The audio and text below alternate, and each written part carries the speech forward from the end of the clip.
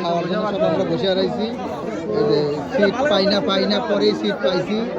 এই যে একজন এই যে সব বসে রয়েছে। আলহামদুলিল্লাহ খাবার যে কোন সময় দিব তাই জন্য দিশে মিশে পাচ্ছি না ভাই।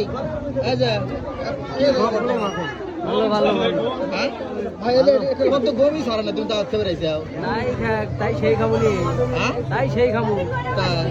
এই যে একজন পায়ের উপর পায়ের মন্ত্রী কিন্তু আশ্চর্য ব্যাপার। এই রে বাপরে খাওয়া হবে স্পেশাল খাওয়া।